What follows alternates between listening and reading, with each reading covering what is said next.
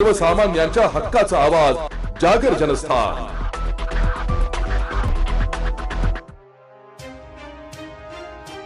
16 मार्च पासून शेतकऱ्यांच्या चालू असलेल्या उपोषणाची दखल घेत प्रशासनाने आज शेतकऱ्यांच्या बाजूने निकाल देऊन 150 वर्ष जुना वहिवाटीचा रस्ता उपोषणकर्त्या शेतकऱ्यांच्या हक्काचा असल्याचं सिद्ध केलंय।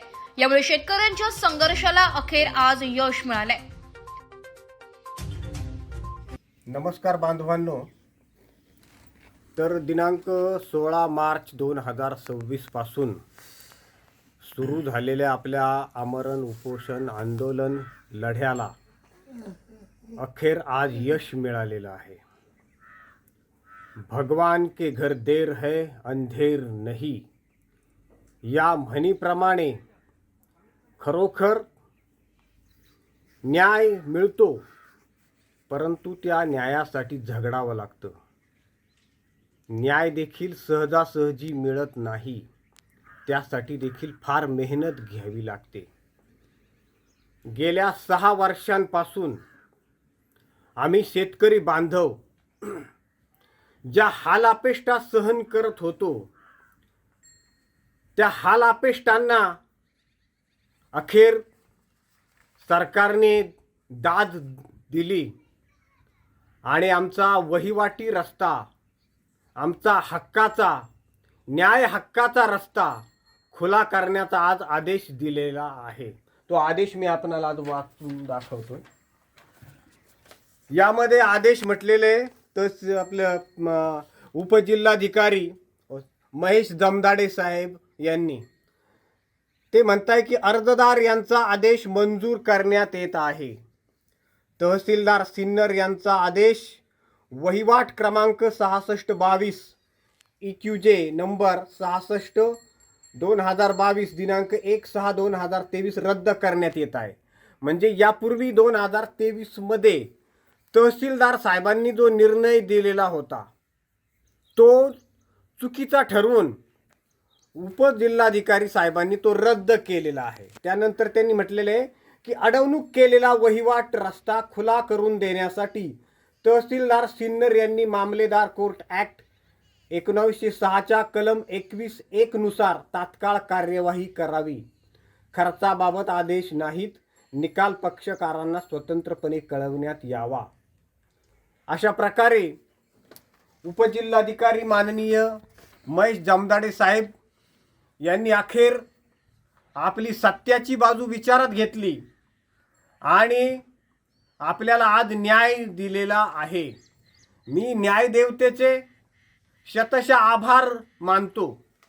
खरोखर कायद्यावर आणि न्यायव्यवस्थेवर आमचा विश्वास आहे, परंतु आजकाल काही लोक चुकीचे खोटे पुरावे सादर करून न्यायदेवतेची सुद्धा दिशाभूल करतं आणि पर्यायाने काय होतं की जो न्याय 2 दिवसात मिळणं आवश्यक असतं, अपेक्षित असतं, त्याला कदाचित वर्षानुवर्ष सुद्धा लागतात आणि अशीच परिस्थिती आमची झालेली आहे।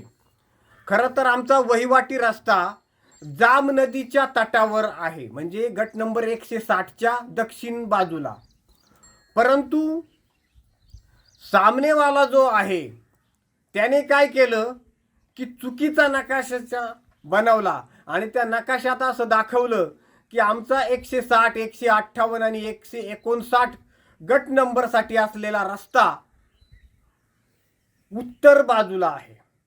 आता उत्तर बाजूला दाखवताना त्यांनी काय केलं की उत्तर बाजूला खऱ्या अर्थाने रस्ता नसून तिथं आहे ओढा, परंतु त्या ओढ्याच्या सिम्बॉलला त्यांनी रस्त्याचं सिम्बॉल दाखवून अशा पद्धतीने खोटा नकाशा बनवला।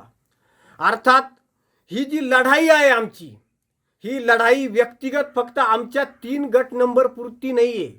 ही लढाई म्हणजे एक सामाजिक चळवळ आहे।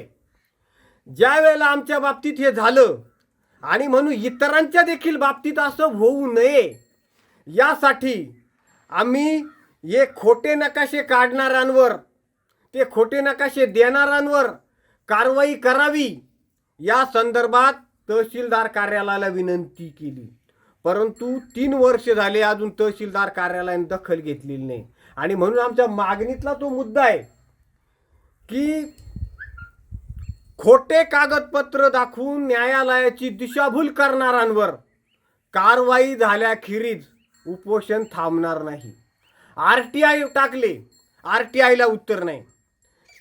प्रथम अपील केलं, त्याला उत्तर नाही. आता सेकंड अपील टाकलेलं आहे, परंतु त्याला सुद्धा अजून उत्तर दिलेलं नाहीये. याच संदर्भात आम्ही वारंवार हे रस्त्यांच्या ज्या समस्या आहे आम्ही पाहत आलो की महाराष्ट्रात आणि देशात सुद्धा सर्वदूर या रस्त्यांच्या समस्या आहेत. आणि या रस्त्यांच्या समस्या इतक्या विलंबाने याचे न्याय बहुतेक लागतच नाही. 10-10, 12-12, 15-15 वर्षांपासून काही लोकांच्या केसेस चाललेल्या आहे. अक्षरशः लोक कंटाळतात आणि हा विषय सोडून देतात. काही लोक ज्यांच्याकडे भांडवल आहे, भांडवलदार जे लोक आहे, ते रस्त्यासाठी जमीन विकत घेतात. अशी परिस्थिती जेव्हा आमच्या लक्षात आली 99% केसेसच्या संदर्भात, तेव्हा आम्ही वारंवार पंतप्रधान आणि मुख्यमंत्री यांना पत्रव्यवहार केले की या बाबतीत आपण काहीतरी सक्षम कायदा करावा. आणि खरोखर माननीय मुख्यमंत्री देवेंद्रजी फडणवीस यांचे मी शतशः आभार मानतो की पांदण पानंद रस्त्यांसाठी त्यांनी अतिशय आदर्श कायदा केलेला आहे की जेणेकरून त्या कायद्याचा आधार जर घेतला तर कोणालाही खोडसाळपणाने कोणाचाही वहिवाटी रस्ता थांबवता येणार नाही. कारण असा रस्ता थांबवणाऱ्यांच्या सर्व सरकारी सवलती 5 वर्षांसाठी बंद करण्याचा कठोर निर्णय माननीय मुख्यमंत्री देवेंद्रजी फडणवीस साहेबांनी घेतलेला आहे. त्याबद्दल मी त्यांचे पुन्हा शतशः आभार मानतो.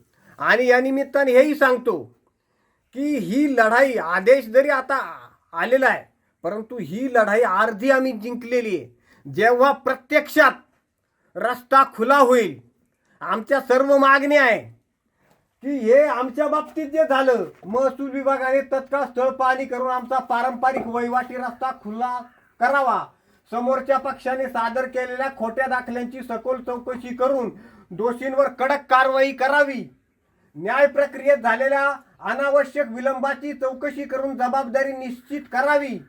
RTI अंतर्गत मागवलेली माहिती तात्काळ उपलब्ध करून द्यावी.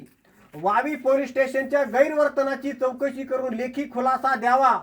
शेतीचे झालेले नुकसान व मानसिक त्रासाबद्दल योग्य नुकसान भरपाई द्यावी. न्याय मिळेपर्यंत आमरण उपोषण. अशा पद्धतीच्या ह्या ज्या मागण्या आहे आमच्या, या सर्व पूर्ण झाल्याखेरीज आमचं उपोषण काही थांबणार नाही. कारण आमच्या बाबतीत जे झालं ते समाजाच्या बाबतीत होता कामा नये, एवढीच आमची अपेक्षा आहे. आणि त्यासाठीच आता एवढे दिवस गेले, अजूनही काही दिवस आम्हाला उपोषण करावं लागलं तरी आम्ही हटणार नाही. कारण या ठिकाणी इतके नुकसान होत आहे शेतकऱ्यांची की रस्ते उपलब्ध नसतात. आता हेच आमच्या शेतीचं तुम्ही उदाहरण घ्या. अवकाळी पाऊस झाला, अक्षरशः गव्हाचं पीक कोलमडून पडलेलं आहे. मग अशा परिस्थितीत याची नुकसानीची जबाबदारी घेणार कोण? आणि म्हणून सरकारी अधिकाऱ्यांना सुद्धा आमचं कळकळीचं आवाहन हेच आहे की आपण आपल्या ऑफिसमध्ये, एअर कंडिशन ऑफिसमध्ये खुर्चीवर बसून जनतेच्या समस्या समजून घेण्यापेक्षा प्रत्यक्ष जनतेत जाऊन त्या समस्या समजून घ्या. ते जास्त प्रभावी होईल. त्यातून खऱ्या अर्थाने आपल्याला समस्या समजतील आणि ती खऱ्या अर्थाने जनसेवा ठरेल.